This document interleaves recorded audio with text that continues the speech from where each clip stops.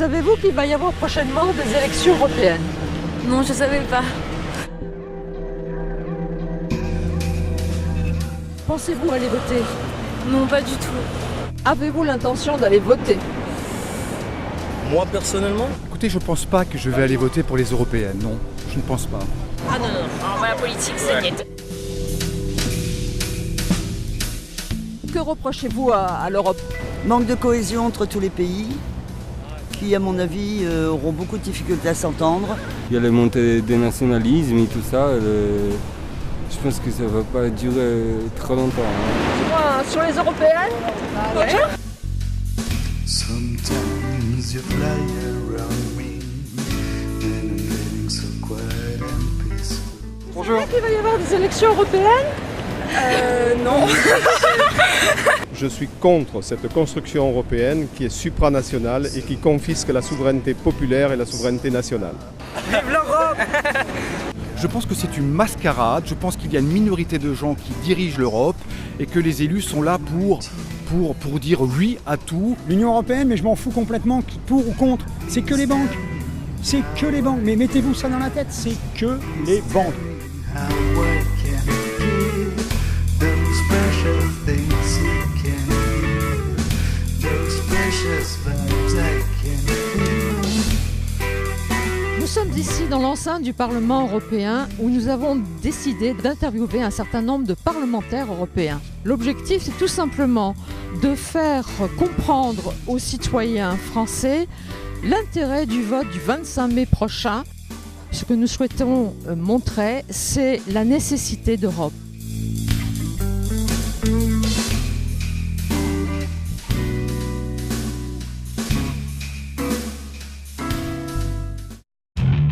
Une double menace pèse sur les élections du 25 mai prochain.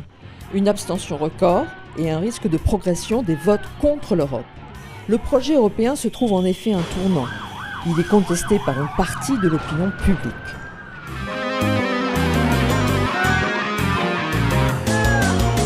Les Européens ne se rendent pas compte que le développement de l'Europe, alors c'est vrai qu'il se fait par crise, qu'à l'heure actuelle on traverse une crise, mais ce n'est pas de revenir la nation qui apportera la solution. Je pense que l'Europe a de l'avenir, mais dont je suis encore plus certain, c'est qu'individuellement aucun des pays européens n'a d'avenir.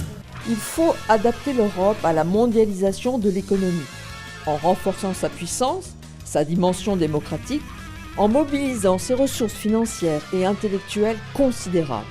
L'objectif, recréer une dynamique de croissance et d'innovation et rompre ainsi la spirale des inégalités.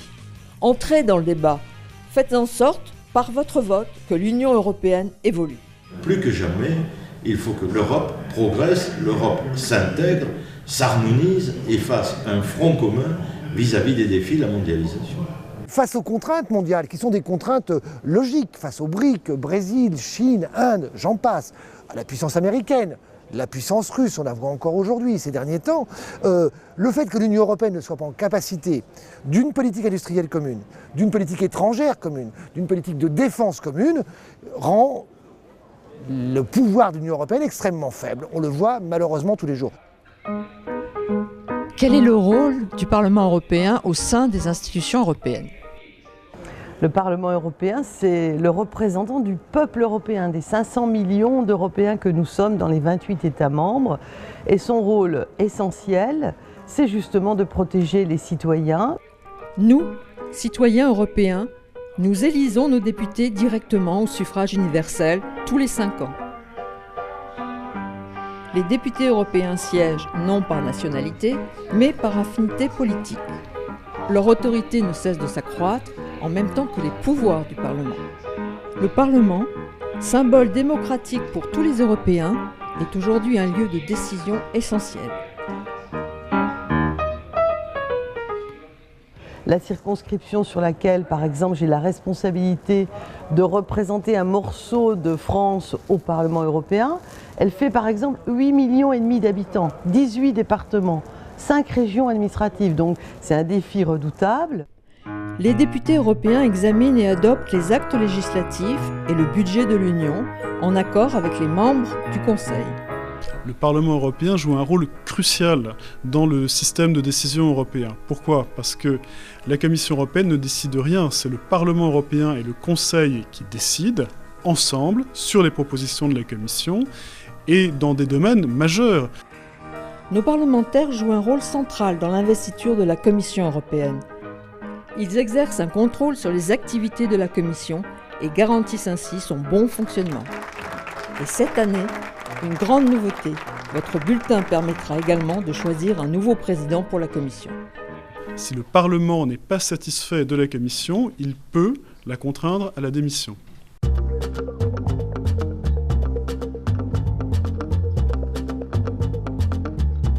Depuis Christophe Colomb, l'Europe a toujours dominé le monde, commercialement, économiquement, politiquement. Aujourd'hui, l'Union européenne, avec ses 509 millions de citoyens, à peine 7% de la population mondiale, est toujours sur la première marche du podium avec les États-Unis. L'Europe reste la première puissance mondiale en termes commerciaux. Et elle reste une économie extrêmement compétitive dans son ensemble. Les résultats agrégés de la zone euro sont meilleurs que les résultats des États-Unis, sont meilleurs que les résultats du Japon. On a une économie qui est plus équilibrée, qui est plus saine, si on la regarde encore une fois dans son ensemble. Il y a des tas de domaines où l'Europe est la plus forte, où l'Europe est leader. Je pense à la recherche spatiale, je pense dans de très nombreux domaines, nous sommes en pointe. Les exploits de l'Europe ne se comptent plus. Avec un produit intérieur brut de près de 18 500 € par habitant, le niveau de vie est élevé malgré la conjoncture. Les droits et les libertés des citoyens sont garantis. Et malgré ses détracteurs, la monnaie européenne a su amortir les effets de la crise. L'Europe est aussi le premier exportateur mondial de produits industriels et agricoles. C'est un géant de l'automobile avec Volkswagen, Renault, Fiat et Mercedes, de l'aéronautique avec Airbus et de l'aérospatial avec Arianespace.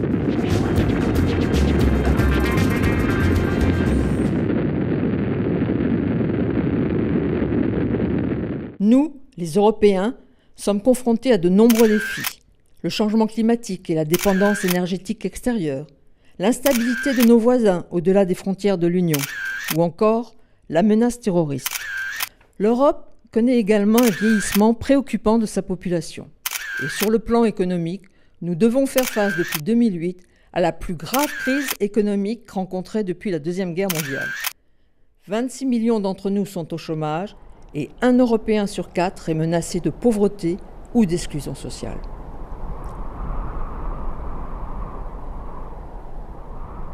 Nos économies nationales, criblées de dettes, se heurtent au dérèglement de la finance.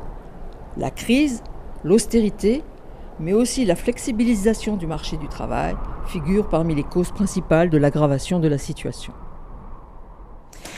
Évidemment, la crise est mondiale. La crise bancaire d'abord, puis économique, puis sociale, touche tous les pays du monde, évidemment de façon distincte selon la nature de leur économie. D'ores et déjà, aujourd'hui, la Chine est la première puissance industrielle du monde, avant les États-Unis. Effectivement, il y a un phénomène mondial extrêmement important, de très grande ampleur, qui est en fait la remise en cause de la domination de l'Occident sur le monde.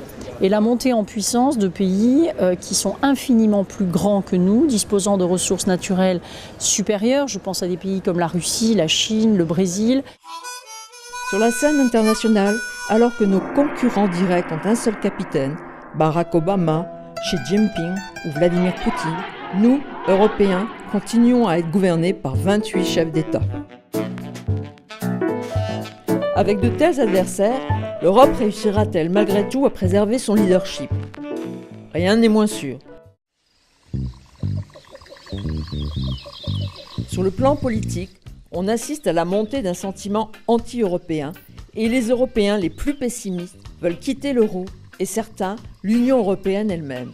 Or, si l'Europe disparaît, dans 20 ans, plus aucun pays européen ne figurera dans le top 10 des puissances mondiales, ni la France, ni même l'Allemagne. Votre vote, comme celui des 200 millions de citoyens lors des élections européennes du 25 mai prochain, doit aider à résoudre ces difficultés. À vous donc de veiller à bien choisir les 751 députés, dont 74 pour la France, qui, au-delà de leurs étiquettes politiques, seront les plus motivés pour renforcer l'Europe et défendre ses intérêts.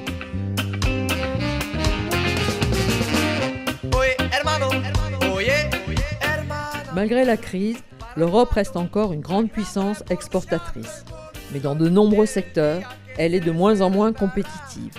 Les causes de la perte de ce dynamisme commercial sont connues. Tout d'abord, la différence des coûts du travail, en particulier entre les pays du groupe des BRICS et le marché européen. Ensuite, les échanges inégaux avec les partenaires commerciaux de l'Europe qui introduisent sur le marché intérieur des produits ou des services à un prix inférieur au prix de revient. La perte de compétitivité est ainsi le résultat du déséquilibre des échanges dû à des traités commerciaux défavorables à l'Europe. La question du commerce et la question de la protection sont vraiment des données d'actualité qui interrogent beaucoup les Européens sur la manière de lutter pour l'économie dans nos États membres. Et je trouve que c'est vraiment un sujet très important sur lequel il y a vraiment nécessité de réguler et d'avoir des idées de protection très affirmées. La perte de compétitivité résulte enfin de l'appréciation trop forte de l'euro. Mais cette question est controversée. Il faut effectivement que la valeur de l'euro ne soit là aussi pas un handicap dans les échanges que nous avons avec les autres pays. C'est clairement pour le moment un handicap. Je crois qu'il faut arrêter, surtout en France, de chercher des solutions de facilité. Ce qui crée la compétitivité d'une entreprise à long terme, c'est d'avoir des produits innovants, c'est d'avoir une main-d'œuvre qualifiée et c'est d'être capable d'offrir un service après-vente et des services commerciaux, un marketing de qualité. C'est ça qui vous donne durablement de la compétitivité. Ce n'est pas de jouer sur les monnaies. La force de l'euro, est-ce que c'est bon ou mauvais pour la compétitivité de l'Union européenne ? C'est une question légitime et il faut se la poser. Il n'y a pas de réponse simple et évidente à cette question. Parce que un euro fort, ça veut dire que nos importations sont moins chères. Ça bénéficie aux consommateurs. Ça contribue en particulier à réduire notre facture énergétique considérablement. Et aujourd'hui, avoir une énergie moins chère, c'est extrêmement important. D'un autre côté, cela rend nos exportations plus chères à l'étranger, hors de l'Europe. Et ça, effectivement, c'est un handicap, ou ça peut être un handicap, pour les entreprises exportatrices d'Europe. Si on n'y fait pas attention, l'économie européenne risque d'être noyée et envahie par des normes qui ne sont pas les normes européennes. Si on prend la question de l'alimentation notamment, la façon dont on voit les choses au plan américain est très différente sur les OGM ou sur les hormones ou sur les méthodes de lavage des poulets à l'eau de Javel qu'en Europe. Quand on voit ce qui se passe dans les pays émergents, que ce soit le Brésil, que ce soit la Chine, etc., si on n'avait pas nos normes, eh bien on serait envahi de produits toxiques et on le retrouverait sur la santé. La protection des consommateurs, c'est un domaine où le Parlement européen fait beaucoup. Les normes réglementaires, c'est un domaine sur les produits, sur les biens, sur les services. Ce sont des choses sur lesquelles le Parlement européen agit et où ensuite nous essayons de négocier avec nos partenaires, la Chine, les États-Unis, pour que nos normes fassent référence pas simplement en Europe, mais au plan mondial et que nos entreprises, du coup, puissent exporter, rayonner dans le monde entier. Quelles sont les mesures prises par le Parlement européen pour relancer l'économie européenne? On veut miser sur la matière grise, sur la créativité, sur l'innovation, et pas seulement dans les nouvelles technologies, mais dans tous les process, dans les nanosciences, etc. Il y a de très importants programmes qui visent à améliorer la compétitivité européenne, notamment en décuplant nos forces en matière de recherche et d'innovation. Que les entreprises en Europe puissent continuer à faire de la recherche et du développement, puissent continuer de se projeter dans l'avenir et sachent se protéger aussi de l'intrusion ou d'un marché international sans règles. Nous avons en Europe, le Parlement européen l'a décidé, un programme de recherche et d'innovation qui s'appelle Horizon 2020, qui va représenter plus de 10 milliards d'euros par an dans les prochaines années. C'est un des plus grands programmes du monde et cela, ça va bénéficier à toutes les universités, tous les centres de recherche et toutes les entreprises qui innovent dans toute l'Europe. Les banques sont à l'origine de bien des défaillances d'entreprises. Pouvez-vous me dire quelles sont les mesures qu'a prises le Parlement européen pour changer la donne ?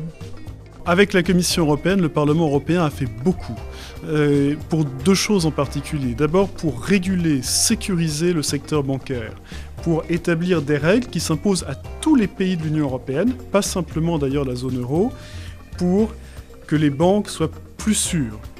C'est la première chose.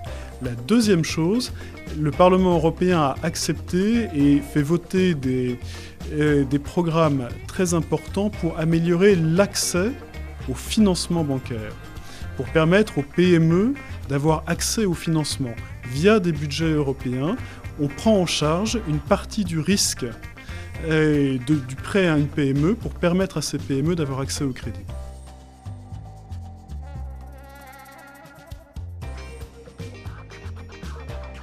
L'espace européen de libre circulation souffre d'une mauvaise image dans les opinions publiques. Il est souvent critiqué dans certains de ses effets, liés au dumping fiscal et à la concurrence sociale déloyale. La distorsion de concurrence qui est invivable pour nos concitoyens. Je pense à ce qu'on a vécu, à ce qu'on a vu en Bretagne, mais on connaît ça en PACA aussi. C'est-à-dire la délocalisation interne à l'Union européenne est incompréhensible, indéfendable auprès de nos concitoyens. Il y a des entreprises qui détournent la loi, qui font du trafic de personnes, du trafic de travailleurs. Et donc il faut être plus sévère vis-à-vis de la lutte contre le dumping social. Il faut à un moment donné arriver à ce que tout ce qui est taxation d'entreprise, tout ce qui est fiscalité des entreprises devienne dans les grands pays européens progressivement une fiscalité commune. Quelles mesures prend le Parlement européen pour lutter contre le chômage ? En lien avec les États, nous mettons l'accent sur évidemment la lutte contre le chômage, notamment le chômage des jeunes. Le Parlement européen a imposé, avec le soutien de la Commission d'ailleurs, un programme pour l'emploi des jeunes. Ce sera 6 milliards d'euros concentrés sur 2 ans, concentrés spécifiquement dans toutes les régions où le chômage des jeunes dépasse 25%. Et concrètement, ça se traduit par dès 4 mois d'inactivité ou 4 mois de chômage ou 4 mois où après des études, les jeunes gens n'arrivent pas à trouver une issue. L'Europe aide les États membres à agir en direction de ces jeunes. Et ça se traduit par de la formation, ça se traduit par un emploi qui se met en route pour cela. Donc c'est aider à lutter contre cette désespérance des jeunes de notre pays. Donc je trouve que c'est très important d'avoir pu agir là-dessus et d'avoir pu agir très directement sur ce secteur-là.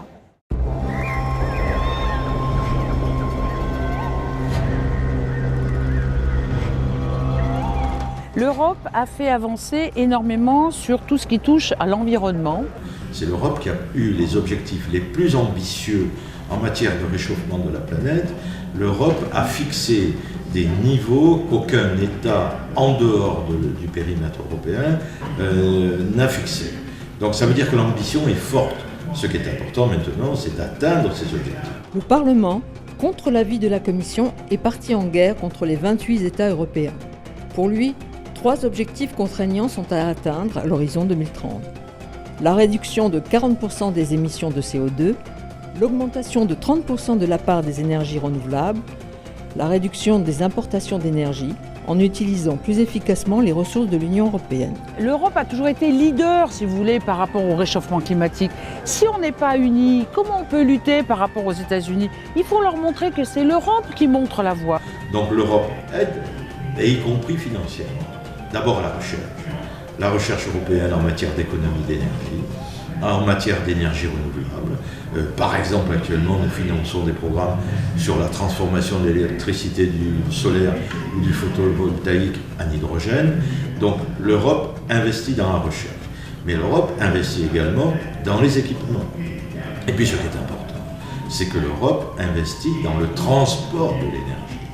La décision de l'Allemagne d'arrêter, de mettre en sommeil ses centrales nucléaires, les oblige aujourd'hui à construire 3000 km de nouveaux réseaux électriques. Il faut transporter aujourd'hui de l'énergie éolienne produite au Danemark jusqu'au fin fond de l'Espagne.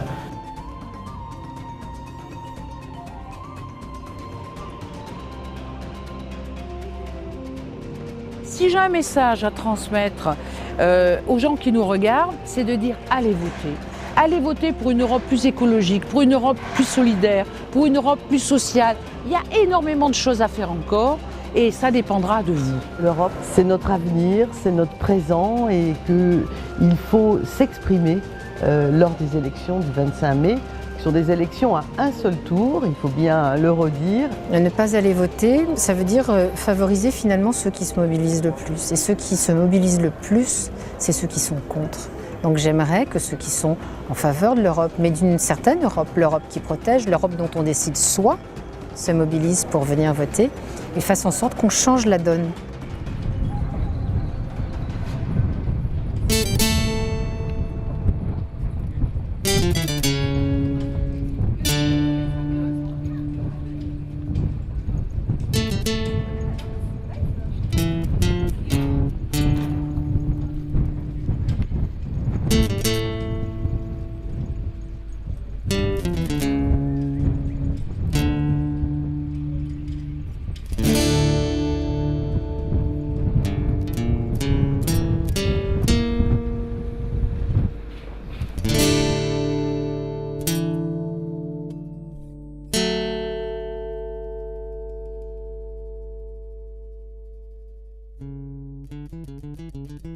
Thank you.